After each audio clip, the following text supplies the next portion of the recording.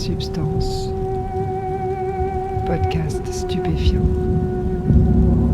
Bonjour à tous, bienvenue dans Substance, Julie Corps, trans et psychédélique, épisode 1. Ce qui m'intéresse dans la question des psychotropes, c'est la modification de l'état de conscience qu'ils induisent. Pourquoi certaines personnes ressentent le besoin, parfois impérieux, d'atteindre ces états de conscience? Quelles sont leurs dynamiques? Qu'est-ce qu'ils apportent aux consommateurs en termes de découvertes, de bénéfices, de risques, etc. Avec Julie Corrs, on va dérouler toutes ces questions, mais sous un nouvel angle. Julie a une longue expérience dans les états de transe induite sans psychotrope, et elle a également expérimenté des drogues diverses. Ce qui est intéressant, c'est qu'elle a su exploiter ses expériences sur le plan intellectuel et professionnel. Vous découvrirez comment dans le 3e épisode. Julie a accepté de nous raconter son parcours afin qu'il puisse nous éclairer sur les similarités frappantes qui existent entre certains états atteints sous psychotrope et d'autres atteints par des techniques différentes. Réglez le son, mettez-vous bien et écoutez, vous êtes dans Substance.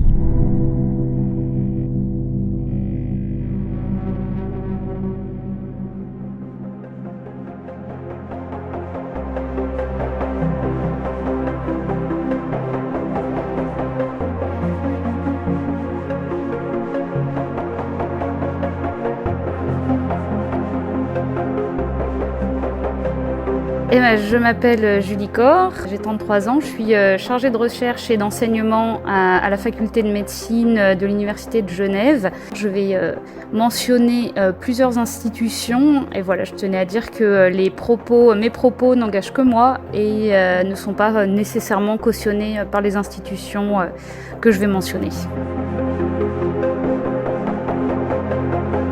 Alors, j'ai grandi dans un petit village à côté de Brest, en Bretagne, dans une famille, je dirais, classe moyenne, intellectuellement, culturellement, plus, et puis économiquement, plutôt moins. On avait toujours à manger sur la table, mais voilà, on partait jamais en vacances et on n'avait pas les derniers fringues de marque. Ma mère était infirmière, et puis après a repris ses études, puis est devenue formatrice pour les infirmières. Et puis mon père était instituteur spécialisé pour les enfants très lourdement handicapés. Et voilà, moi j'ai grandi avec mon petit frère. En fait, j'ai pas des masses de souvenirs de beaucoup de périodes de ma vie. Et notamment mon enfance. De ce que je m'en rappelle, elle était plutôt heureuse, mais en fait en me rappelant après certains souvenirs avec mon prisme un peu plus adulte, je trouvais que certains événements heureux étaient finalement pas si heureux. Parce que mon père était, je dis était parce qu'il est décédé assez récemment, il était alcoolique. Il est d'ailleurs mort de ça et ça a détruit un peu toutes les familles dans lesquelles il a été, puisque j'ai 2 grands demi-frères. Il était alcoolique et du coup, il était alcoolique cyclique. Donc ça alternait des périodes d'abstinence où c'était plutôt cool et des périodes d'alcoolisation assez massive qui étaient un peu moins cool, et surtout pour ma mère, donc qui était donc assez souvent très stressée, et je comprenais pas trop pourquoi. Il fallait à tout prix qu'on soit à telle heure pour le dîner, mais c'était parce qu'en fait sinon mon père allait revenir dans un état pas possible. Du coup il y avait un climat un peu tendu à la maison, pas énormément donc ma mère, je pense, pouvait pas être très présente affectivement, émotionnellement, mon père non plus. Donc c'était assez froid. Ouais, je pense que je le décrirais comme ça. C'était assez froid. Ça, je l'ai su plus tard, mais donc j'ai quand même grandi dans une famille très marquée par les addictions, puisque du coup, donc mon père était alcoolique et puis ma mère, plus jeune, était héroïnomane.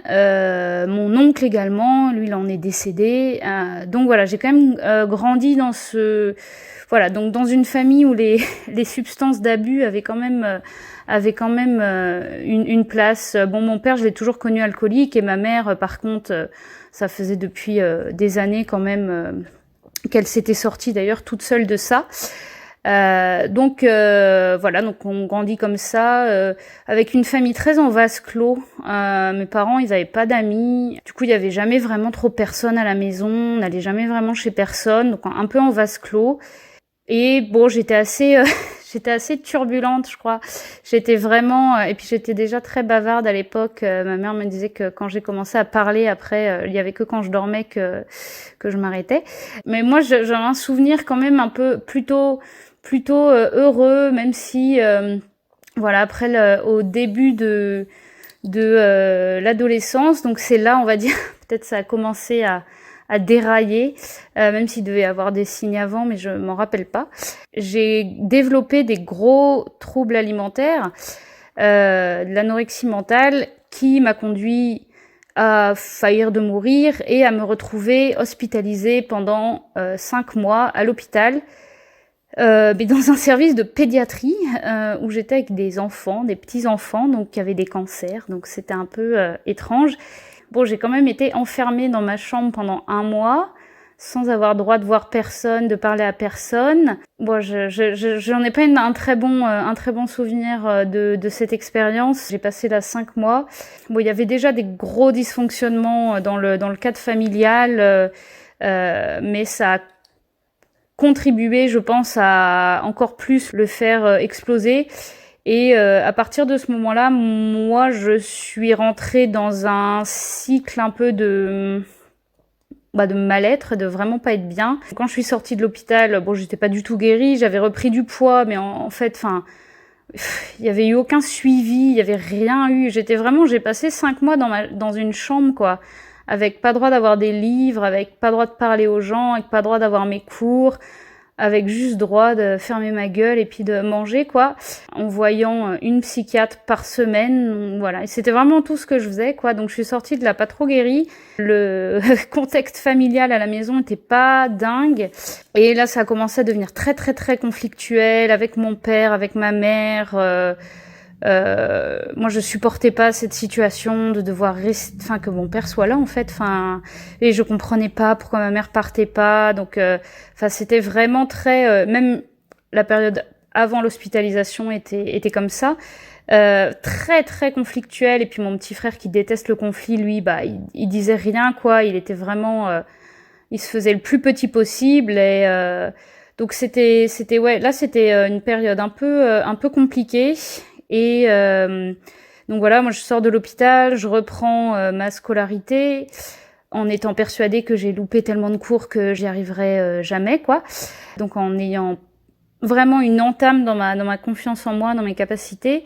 Je repère bien sûr tout le poids que j'avais repris, même plus. Et là c'était à la fin de la 4e, début de la 3e, j'entre au lycée. La seconde se passe à peu près bien. Bon, à la maison, c'est de pire en pire, vraiment, vraiment, ça devient de pire en pire entre mes parents, entre moi et mes parents. Jusqu'à là, je n'étais que anorexique et je passe plus sur un mode anorexique boulimique. C'est-à-dire où j'enchaîne des périodes de restrictions extrêmes avec des périodes de compulsions alimentaires et de purge.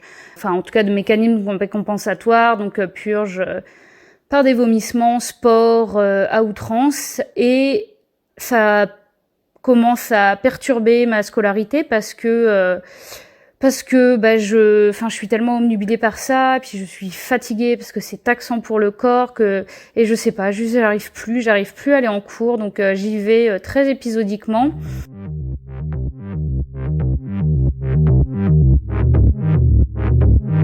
Et là mes parents se séparent. Sauf que ma mère, entre guillemets, fait l'erreur de dire voilà, je vais partir, je vais prendre les enfants. Sauf que l'appartement qu'elle a trouvé, il est disponible dans 3 mois. Et du coup, ça a été 3 mois horribles où mon père lui a dit tu veux me quitter parce que je bois trop, tu vas voir ce que c'est un mec qui boit trop. Et il a passé 3 mois ivre-mort en mélangeant avec les médicaments. Donc Fallait des fois le porter au lit, ramasser son vomi, appeler son travail parce qu'il était en train de dormir sur le canapé, qu'il pouvait pas se lever, aller dormir dans la voiture parce qu'il était chiant, il hurlait là dans le salon. Là, moi j'arrivais plus à l'école, enfin au lycée, mais j'avais un peu honte d'en parler aussi. Et puis alors, je parlais à personne de mes... Encore l'anorexie, ça se voyait énormément, donc tout le monde savait. Mais après, la boulimie, ça se voit moins. Et moi, c'est un truc, enfin, j'avais énormément honte. Il y a quelques années, j'aurais jamais osé en parler. Et donc, j'en parlais à personne. Donc, j'étais avec un gros sac de ça. Et quand mes parents se séparent, moi, c'est le plus beau jour de ma vie. Et après, je me mets à faire des cauchemars qui se remettent ensemble, quoi. Ces cauchemars récurrents où ils se remettent ensemble. Et je dis à ma mère, non, mais pourquoi tu nous fais ça encore? Pourquoi tu te remets avec lui? Mais bon, ils ne se remettent pas ensemble et on déménage. Et là, j'ai eu plusieurs, en fait, c'est pas des pics parce que c'est plutôt des fonds, des trous. Là, c'est le premier fond. Mes troubles alimentaires, mais ils explosent. J'arrive à rien contrôler. Mon médecin essaye de me médiquer, mais je sais pas, ça... Je sais même pas si je prends les trucs. En tout cas, je sais pas, j'ai l'impression que j'aime pas l'effet que ça me fait, les antidépresseurs. Puis je sais même pas ce qu'on me donne. Enfin, puis j'ai commencé, à ce moment-là, j'ai plus trop confiance dans le corps médical. Moi, je dois voir le médecin toutes les semaines pour qu'il me pèse. Et si on me dit que si je passe en dessous d'un certain poids, je retournerai à l'hôpital, ce qui est ma hantise. Donc voilà, c'est une période où je me sens seule et mal et je vais quasiment plus en cours. Et ça, ce sera toute la première et la terminale comme ça. J'arrive au bac, je passe mon bac, j'ai mon bac. Bon, alors moi, j'avais des grands espoirs. Moi, je me voyais à Henri IV ou à Louis le Grand en classe prépa. Parce que même si c'était un petit lycée, voilà, sans prétention à Brest, il y avait quand même un assez bon niveau. Et du coup, la question, c'était pas est-ce qu'on allait avoir le bac, c'était dans quelle prépa on allait aller, quoi. Mais du coup, avec ce dossier scolaire qui s'est fortement dégradé, je n'intègre pas une des grandes prépas parisiennes, mais je pars en prépa à Caen, qui est aussi une bonne prépa. Surtout, comme moi à l'époque, j'avais même pas le permis, j'étais pas majeure, je suis à la fin de l'année, puis je vais pas rentrer tous les soirs, et puis on n'a pas l'argent pour me prendre un appartement, donc je pars en internat. Je pars en internat à Caen pour commencer la prépa, et là ça marque un petit peu une accalmie.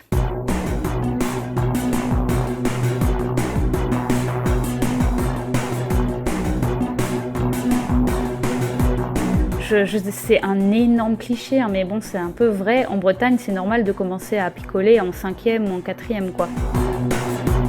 Je sais pas si c'est normal ailleurs, mais du coup, je commence vers cet âge-là. Et aussi à cette époque, je sais pas si elles existent encore, ces colos, mais en fait tout l'été, je pars dans des colos. C'est des colos où le but est d'autonomiser les jeunes. Et quand je dis les jeunes, ça va de gens qui, comme moi, sont en 4e ou en 5e, à des gens qui ont quasiment 18 ans, quoi.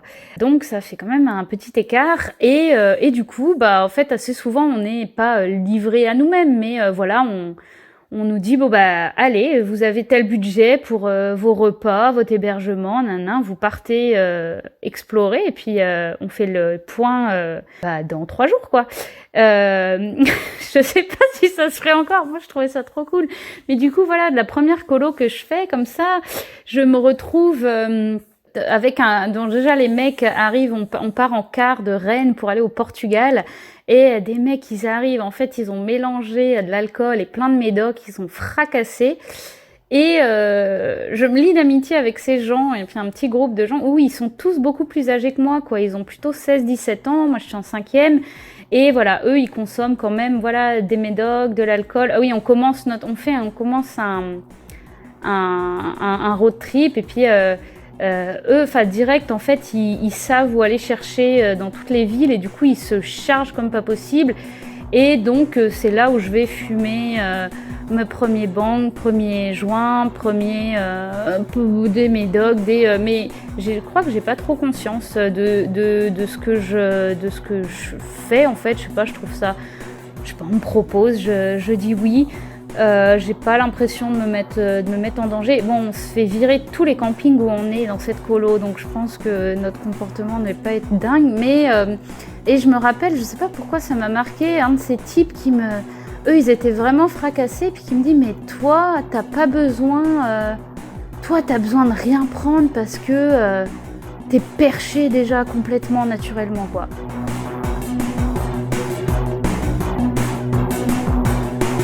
C'est quand même un truc qui revient pendant toute mon enfance, mon adolescence, que je suis un peu bizarre, un peu une weirdo, un peu à part.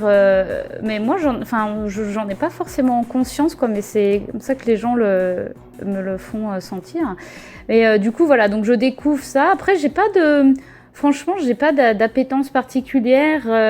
Pareil, en fait, je suis à ces moments, en fait, je l'analyse comme ça. Je sais pas si c'est pertinent, mais moi, c'est comme ça que je le vois.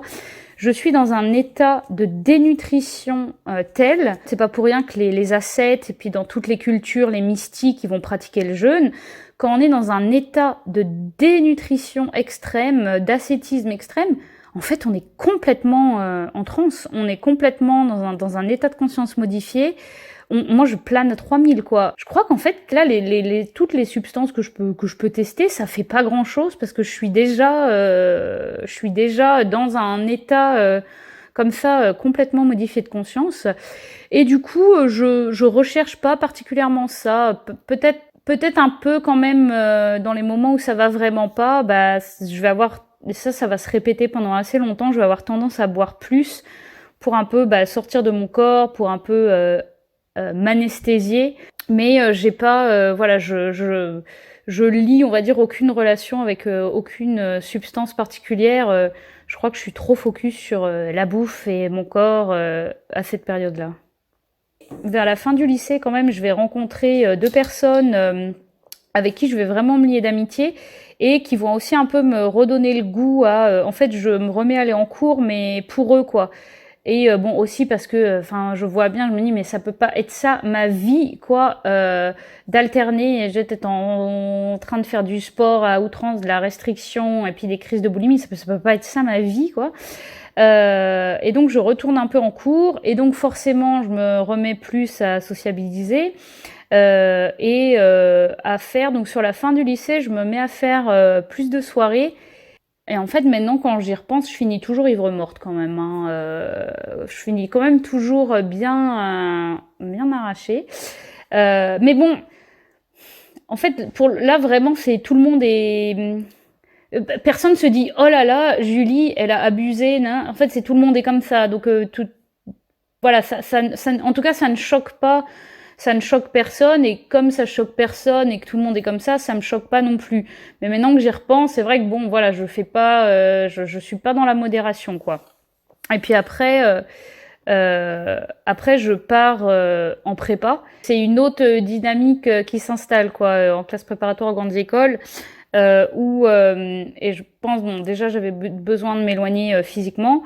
De ma famille, et c'était vraiment trop conflictuel, les relations, et puis d'avoir un cadre, en fait. Là, j'avais un cadre, on peut pas avoir de cadre plus strict, quoi. Et puis moi, je dis que j'ai mes meilleures amies que j'ai rencontrées en prépa et qu'on est toujours très amies, qui me dit mais si c'était à refaire, je le ferais pas.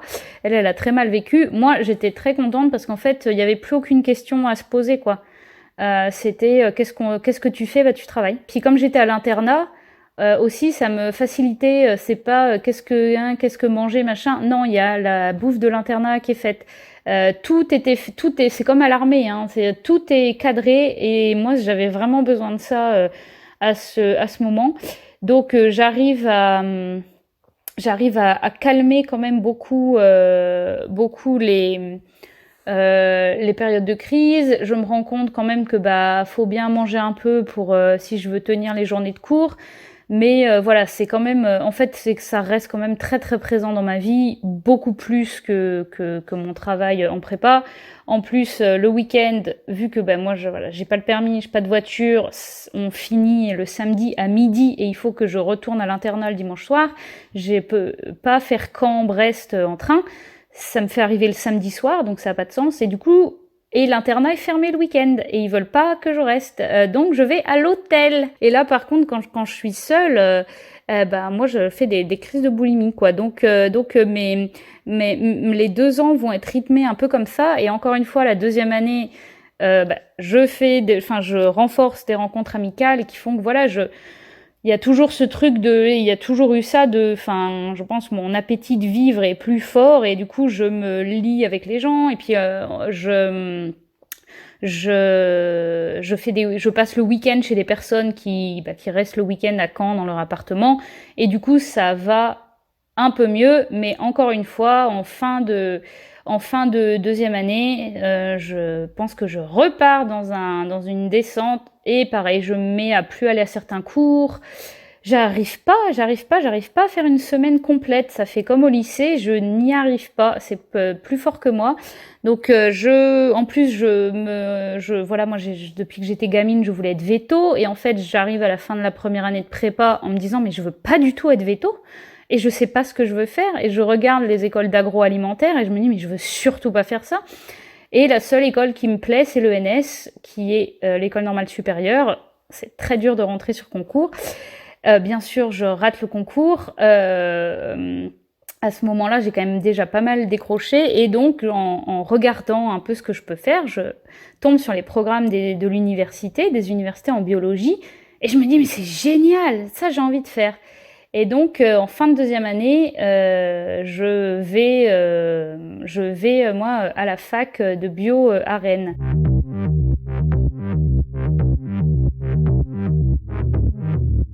Donc, c'est là mon premier appart toute seule. J'arrive à Rennes et là, tout explose, quoi. Le cadre très sécuritaire que j'avais de la prépa n'est plus là. Et donc là, mais ça explose, c'est un autre gros fond.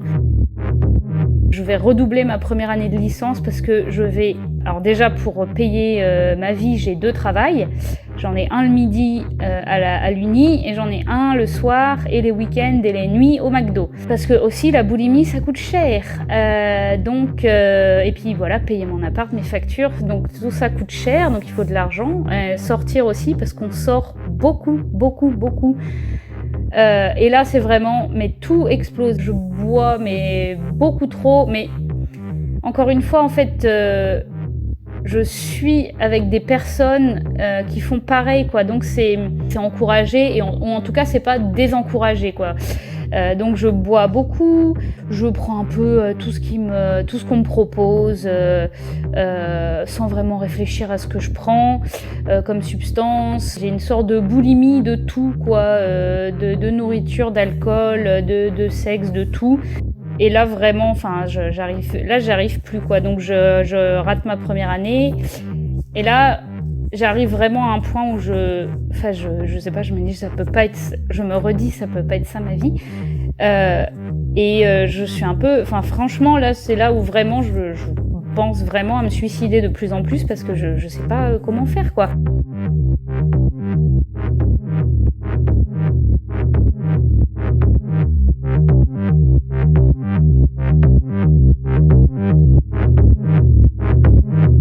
En parallèle de tout ça, ma mère, bien sûr, vivait sa petite vie et avait découvert 1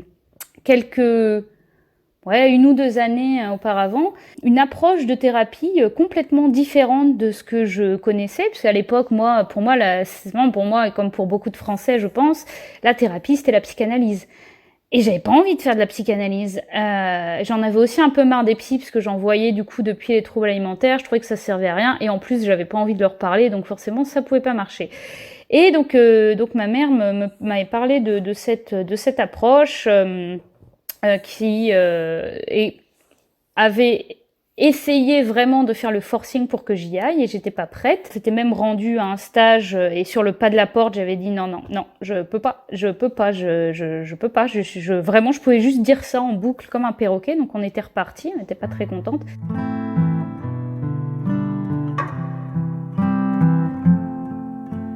Moi, je me voyais sombrer et puis elle, je la voyais quand même, je me disais, punaise, elle changeait quand même, elle va mieux, elle est bien.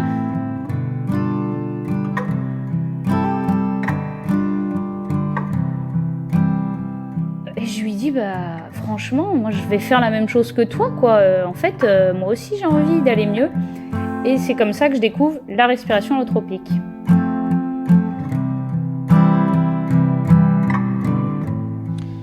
La respiration holotropique, une technique de transe qui a été mise au point par le psychiatre tchèque Stanislas Grof, qui est une figure de l'exploration des états de conscience. Il a notamment beaucoup travaillé avec le LSD, avant que celui-ci ne soit interdit à la fin des années 60. Avant de vous quitter, je vous rappelle que vous pouvez soutenir le podcast financièrement grâce à une page Tipeee, le lien est en description. Dans le prochain épisode, Julie nous racontera ses expériences de respiration holotropique. D'ici là, portez-vous bien.